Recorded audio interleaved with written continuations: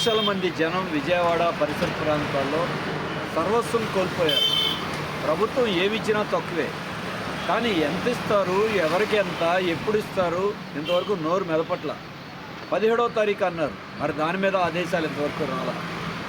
సర్వస్వం కోల్పోయిన ప్రజలు అలో లక్ష్మణ్ అంటూ ఉన్నారు. ఈరోజు కూడా సిపిఎం ఏర్పాటు చేసిన భోజన కేంద్రాల దగ్గర వందల వేల సంఖ్యలో జనం బారులు తిరుగుతూ ఉన్నారు.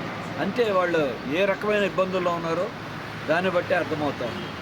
మరి దీనికి ఈరోజు ప్రకృతి వైపరీత్యం ఒక కారణమైతే పాలక పార్టీలు ప్రతిపక్ష పార్టీల యొక్క వైఫల్యం కూడా ఇందులో చాలా స్పష్టంగా కనపడుతూ ఉంది. ముందస్తు హెచ్చరికలు లేవు, పునరావాస కేంద్రాలకి తరలించింది లేదు, ఆదుకున్నది లేదు.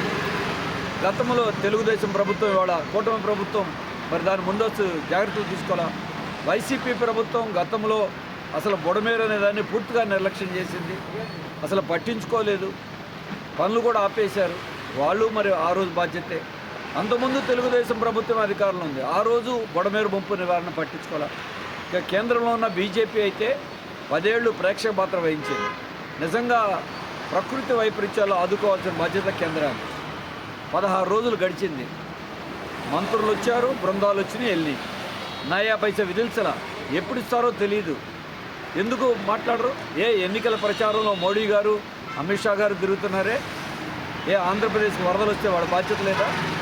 కూటమి ప్రభుత్వం మా ప్రభుత్వం అన్నారు కదా, మరి ఎందుకని వాళ్ళు చేయరు?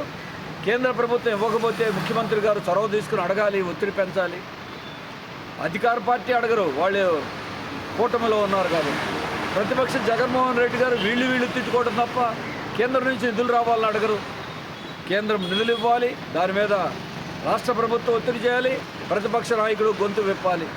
దాంతోపాటు రాష్ట్ర ప్రభుత్వం కూడా బాధితులను ఆదుకోవడానికి తక్షణ సహాయం 25,000 ఇవ్వండి. తర్వాత నష్టాన్ని బట్టి అంచనా వేసి పూర్తి సహాయం చేయండి. కుటుంబాలకి నష్టమే కాదు, చిన్న సంస్థలు, వ్యాపారాలు, చేతి వృత్తిదారులు అందరూ బాధితులే. మరి వాళ్ళందరినీ ఆదుకోవాలి. ఇంకా ఎంతకాలం వేచి ఉండాలి? పనులు లేవు, వ్యాపారాలు లేవు, అల్లాడిపోతూ ఉన్నారు. అందుకే సిపిఎం ప్రజలు ఇప్పటిదాకా వేచి ఉన్నారు. ఆలస్యం అయితే ప్రజల ఆగ్రహం పెరుగుతుంది. మేము ఒకవైపున ప్రభుత్వం మీద ఒత్తిడి చేస్తున్నాం, రెండో వైపున సేవా కార్యక్రమాలు చేస్తున్నాం.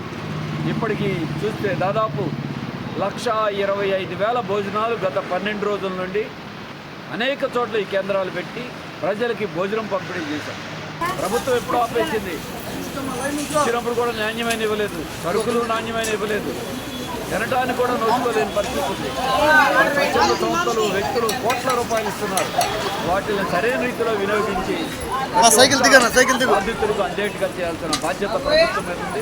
అందుకే వైపున సేవ, వైపున పోరాటం, రెండు సిపిఎం కేంద్ర రాష్ట్ర ప్రభుత్వాలు తక్షణం స్పందించి ఆర్థిక సహాయాన్ని ప్రజలకు అందించాలి, అన్ని విధాలు ఆదుకోవాలని డిమాండ్ చేయాలి.